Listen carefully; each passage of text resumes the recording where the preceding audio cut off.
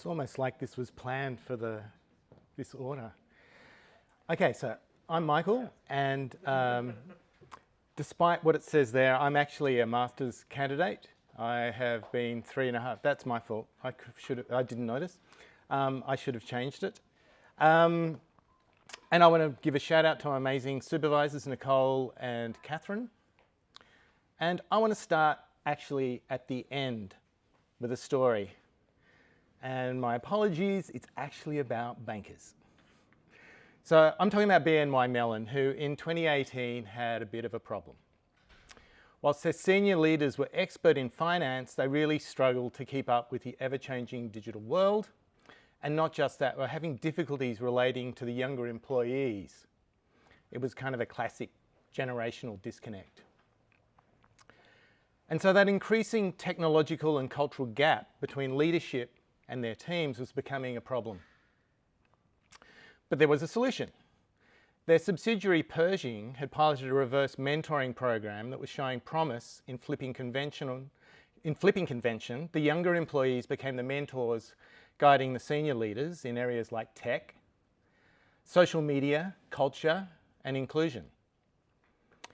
It was obviously an uncomfortable relationship. The execs had to lean into a little bit of humility and vulnerability, and the younger mentors had to find confidence to guide their bosses. But in time, things actually shifted. And you'll just have to wait to the end to hear a little bit more about how. So don't go anywhere. And so you've seen this diagram already before. I won't dwell on it. I'm looking really in the middle circle at employees. And if you hadn't guessed, I'm looking at distributed leadership, and particularly in reverse mentoring. So I think Louis said he was the youngest.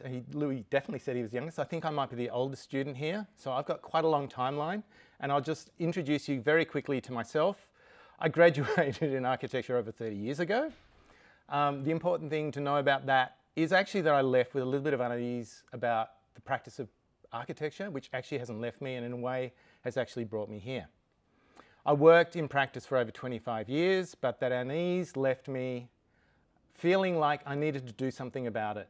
And so I left to coach architects on leadership, run workshops on human skills, and on rethinking practice. It's a bit of a tough gig. I'm mostly failing more than I succeed, but I'm still trying. And a final fun fact, I'm a registered architect, and my registration number is 10007, so I've got a license to skill. Okay, so let's get into the serious stuff. Compared to other sectors, architecture, engineering, and construction has historically been slow to adopt and implement digital technologies to drive design practice and business innovation. And the challenge with that conservatism is that the research shows that there's potential benefits that digital innovation might bring to the sector. And that's as observed here by Chauget and Burgess. Now, the interesting thing for me in this is that it's not only the tech that's key to digital innovation, it's the people. And so my research focus is therefore on how human skills might enhance digital innovation, bringing me to one of my research questions. So as you might have already worked out, I'm interested in the effectiveness of reverse mentoring in digital innovation and knowledge flow, as well as its role in developing leadership.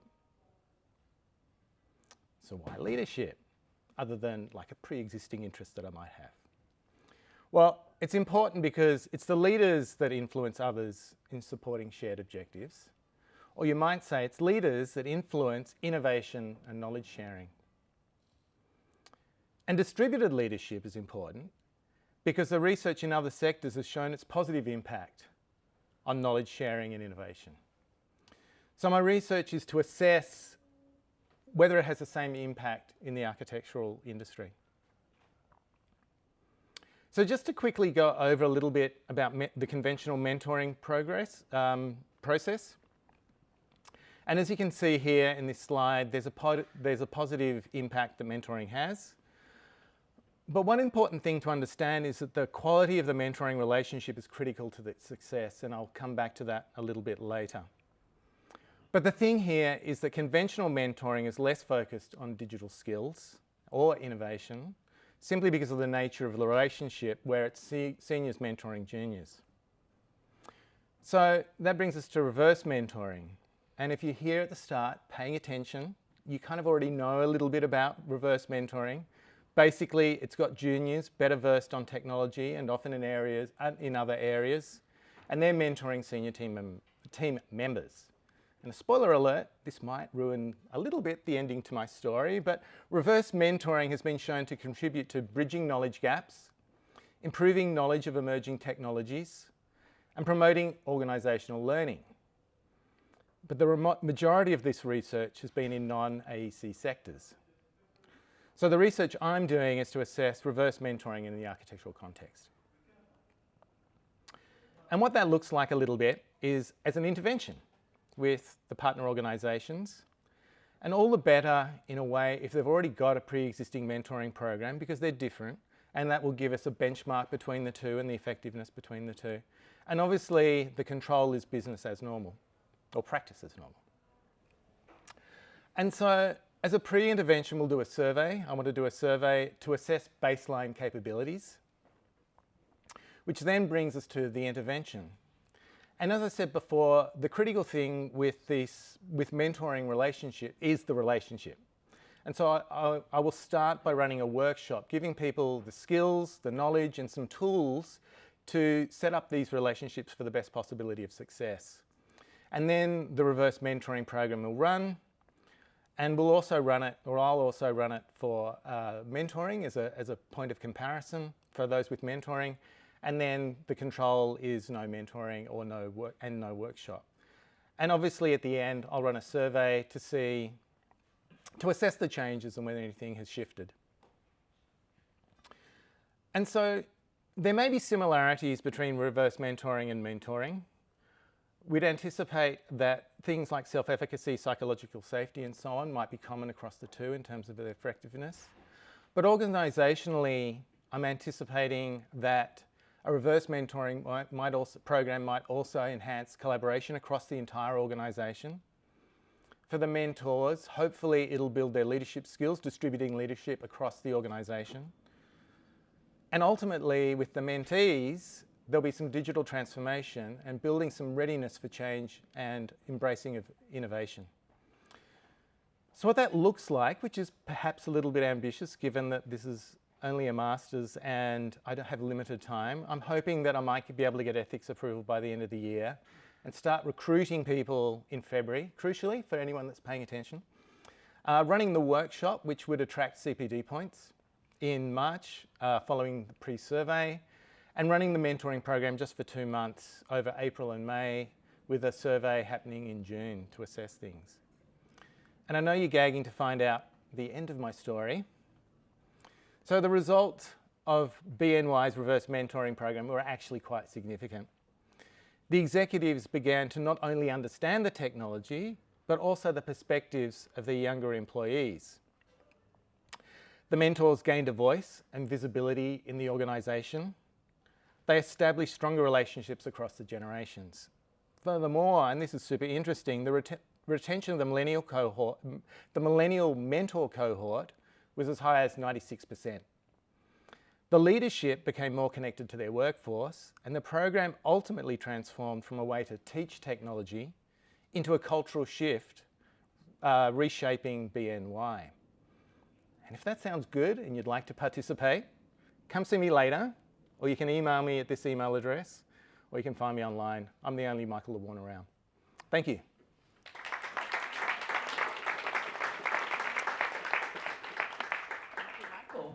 Do we have any questions?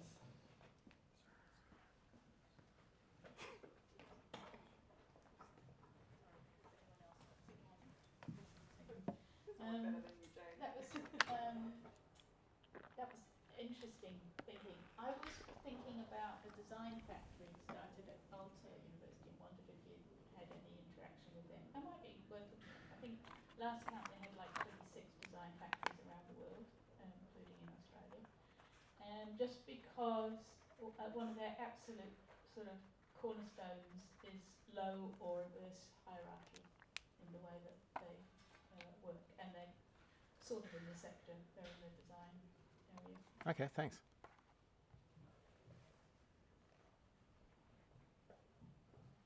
Thanks, Michael. Well done. The mentoring and reverse mentoring ideas have lots of previous work that you've captured part of it. Sometimes the mentoring process needs to be formalized and structured versus an informal one.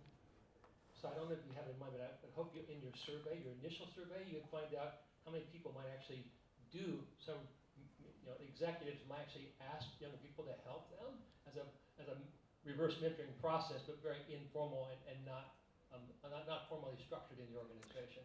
Yeah, I mean, I think that's a great point. I think there is obviously situations where people recognise their shortcomings and seek out corrections to that. I guess what we see is that that's not done regularly, and so formalising it might actually have some benefits. But I mean, I think like putting that in the survey I hadn't really thought about, and I think that's actually a really good point. I think further to that, it would be important, like part of the thing about the workshop is that often with mentoring relationships there's a formal agreement, and so embedding some of that commitment and accountability into like a tool, like a contract or an agreement is like worthwhile too. Yeah, I think thinking through that commitment bit is a critical question for you to investigate Yeah. in the research. Yeah. Thank you. Yeah, I mean, I think I find in a lot of my work that the accountability is actually the most important thing. So. Hello, thank you for your presentation. I'm pretty new to Australia and I have the background in Denmark. So forgive me if the question reflects that I don't know the local culture in the industry. But I'm just curious, why would you propose a reverse mentoring instead of the linear hierarchy? Because like when you talk about like digital learning or this kind of knowledge exchange, at least from my experience, it doesn't really relate to the hierarchy. And like, for example, in the industry, everyone has the knowledge, can actually host a workshop to share the knowledge, and no matter it's junior or senior. So why is it reversed but not linear for the direction? So I think one of the issues is that the technology is rapidly changing, and so the senior people in the organisation often haven't been exposed to any of that learning, and so it's setting up a relationship whereby the people who are best versed on it, who might be the recent graduates, are actually feeding that back up the hierarchy to people who may not actually have the time or the opportunity to learn about those sorts of things.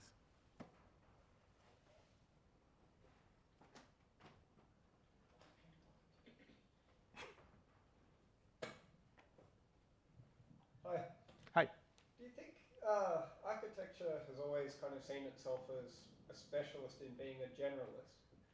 And do you think that makes us more prone to not having the epistemic humility to admit we don't know things? So, there are certain people who, if you admit, oh, I don't know that software, I'm not familiar with that methodology, I don't understand that concept, there are certain people within the industry who will see that as a kind of weakness. Like, oh, don't you know how to do this kind of attitude? I wonder, is that because we see ourselves as a specialist in being a generalist? And maybe there's something that's worse about it for our industry specifically. Look, in the work that I've done, not in the research that I've done, that's definitely something that I've come across.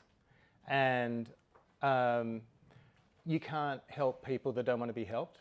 And so this isn't about trying to help those people. It's about actually creating opportunities and a methodology for the people that want to actually learn more and engage more and actually maybe think about their future a bit more in terms of how they're going to embrace the technology and giving themselves opportunities to both contribute to the organisation as a junior person, but also to actually understand what they need to understand as one of the more senior people in the organisation. But I can't help people that don't want to help themselves. Mine is not a question, it's more of a comment relating to the question you had before. I think sometimes the senior management doesn't even need to use the technology or be aware of the hardware, but once you show them, okay, this is the new tool, both hardware or software that's coming in, what is the return of investment on it, what's the use case? And then once they're more familiar with the technology, they identify, okay, because they have to approve the budgets to procure it. They have to approve the change management, like how is it going to be deployed in your office, what sort of training, which staff members need the training. So it's not just about they have to learn the technology. Sometimes you have to convince the business side that this is useful for the business as a whole. But that's just my little comment. You might look at. Thanks, Farouk. Yeah. Thanks, 007. I'm following on from George's comment, really, where I'm in a leadership role and I rely quite heavily on reverse mentoring in certain areas, such as the dominance of AI. And some wonderful PhD candidates here, Jorge, Lewis, Shiva, all helped me provide content just last week for a presentation I had to deliver in Hong Kong. And I was tasked to provide a keynote on AI and its influence in architecture.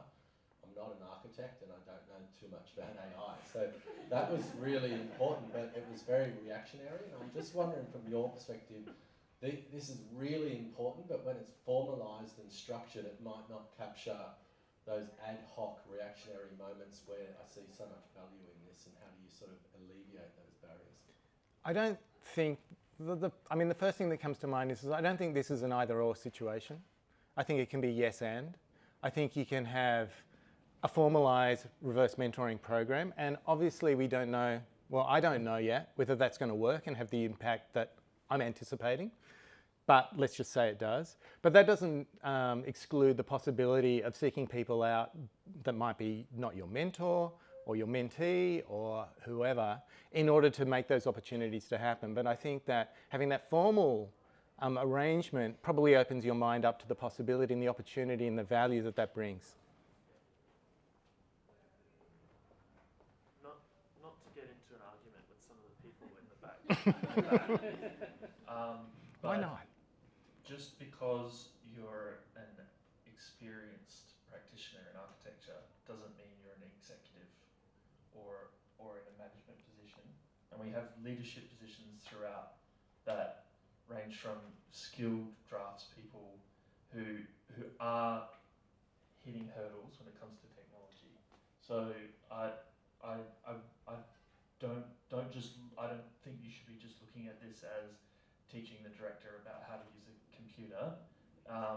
There is a major barrier when it comes to technology and age, and at the moment there is hierarchy within our architectural systems, and there is pride, and a lot of people do admit that they don't know how to use something, and it means they don't use it, and they don't have the time or the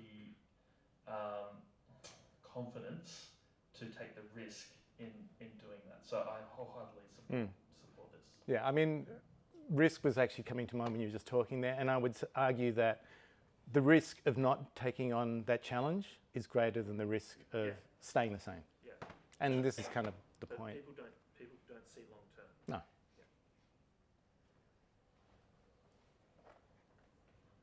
Just as a continuance to the last point, the fact that people love to learn from peers.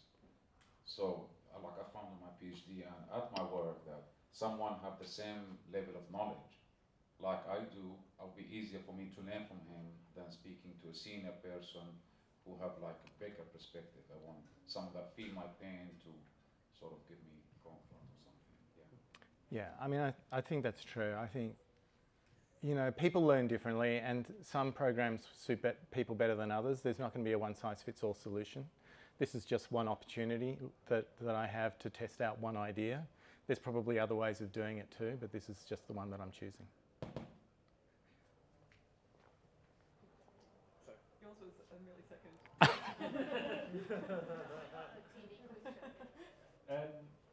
I think what you presented is spot on. I can see a huge amount of applicability. I do wonder if there was an extension to it, or maybe another dimension to it, which is speaking from experience, whenever we try and push something in practice, whether we want to change something or we want to get buy-in, it's incredibly difficult. Mm. So I absolutely can see the value in reverse mentoring, but I'm wondering if it can be positioned as a tool to help with change management, specifically in terms of proposal writing and things like that. Because I think in itself, it's almost like you're pitching a service, but I think that should be contextualized into something that's more transformative. Look, I mean, I think it is. In my mind, it is. Like when I was in practice, I used to think about these Trojan horses to try and, you would feed these things into a project for a developer that had other benefits that you didn't tell them about. And that's why I'm talking about distributed leadership within this thing, because I think that it gives more people in the organisation agency or confidence to do things. And so hopefully part of the outcome, and maybe it'll feed into my research or not, is that some of those opportunities to create change within the organisation will be taken because there's more people that are well versed in kind of leading change. This could be a total wild card, but I was thinking about pilots and the fact that they urgently had to deal with cockpit hierarchy quite a while ago, and then how the learnings from that kind of spread into other industries. So people in high-level nursing and things were going to do diplomas and things based on the models that came out of the aerospace industry. Yeah, there's actually the biggest area of distributed leadership is actually in education, and then I think in the health sector as well. So I don't know if that's related or not, but that's what I've found so far. Okay, any final questions or comments? Are you allowed to ask a question?